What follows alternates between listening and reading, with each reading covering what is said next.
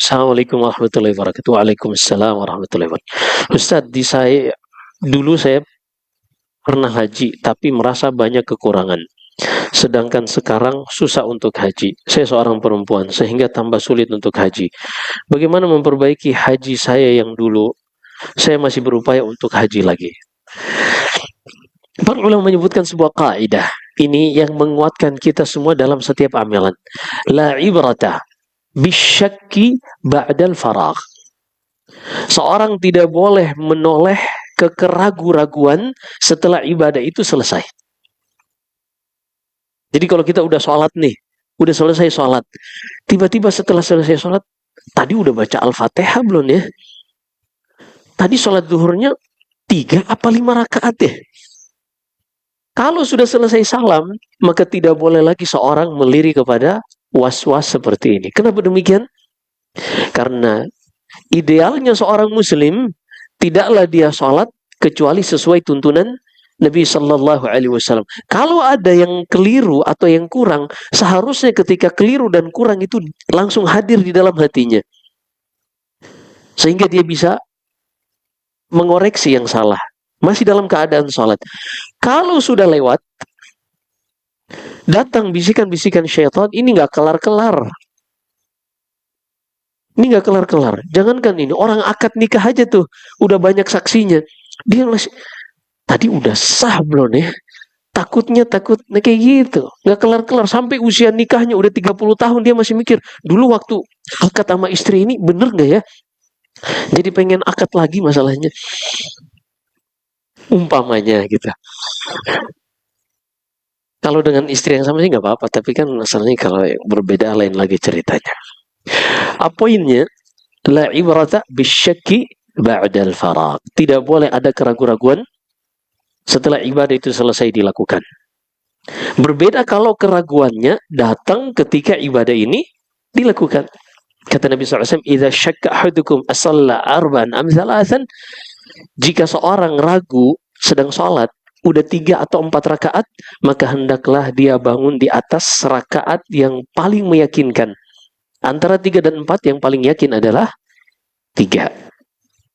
Antara 3 dan 4 yang paling yakin adalah 3. Maka dia bangun sholatnya, oh berarti baru 3 rakaat. Dia tambah 1 lagi, setelahnya dia sujud sahwi. Itu kalau sedang dilakukan amalan. Tapi kalau amalan itu udah selesai, nggak boleh lagi kita melirik kepada keraguan-raguan. Karena kalau kita melirik kepada keraguan-raguan, nggak akan kelar-kelar. Nggak akan kelar-kelar. Sampai itu sholat yang dulu pernah kita lakukan, lebaran yang berapa abad lalu misalnya. Dulu kita tuh bener nggak ya? Takbiratul ihramnya nggak kelar-kelar. Jadi ini poin yang pertama. Poin yang kedua, kalaupun dia merasa mungkin banyak yang kurang dan tidak berkaitan dengan keabsahan, berarti kewajiban hajinya udah gugur. Dia hanya berbicara kesempurnaan. Adapun pada kesempurnaan, tidak ada yang sempurna kecuali Allah Subhanahu wa taala. Hanya saja Allah berikan kepada kita kesempatan untuk bisa menutupi kekurangan-kekurangan pada ibadah wajib yang kita lakukan. Di dalam hadis Abu Hurairah radhiyallahu anhu dalam Sunan Abu Dawud, Nabi sallallahu alaihi wasallam bersabda, "Awwalu ma yuhasabu bihi al-ibadu yawmal qiyamati min a'malihim as-shalah." Yang pertama kali akan dihisab dari amalan seorang hamba di hari kiamat kelak adalah salat. Kalau dia dibuka catatan amalannya oleh malaikat, salat wajib yang ia lakukan sempurna, maka tercatat baginya 1 kebaikan, 1 pahala. Tapi kalau seandainya banyak kekurangan pada salat wajibnya, Allah berfirman kepada malaikatnya, "Unzuru li'abdi hal lahu min tatawwu'." Buka kembali catatan salat hambaku. Yang wajibnya banyak kekurangan, apakah ia memiliki salat-salat sunnah?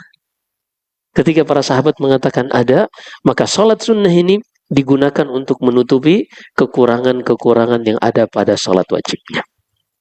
Maka kalau seorang merasa banyak yang kurang pada hajinya, dan kita semua seperti itu, hendaklah dia perbanyak melakukan umrah. Apalagi umrah di bulan Ramadan. Maka perbanyaklah umrah. Tapi ana disclaimer, ana nggak punya travel ya. Jadi bukan untuk menganjurkan, tapi ini sebagai bentuk untuk menutupi kekurangan-kekurangan. Maka perbanyaklah melakukan umroh.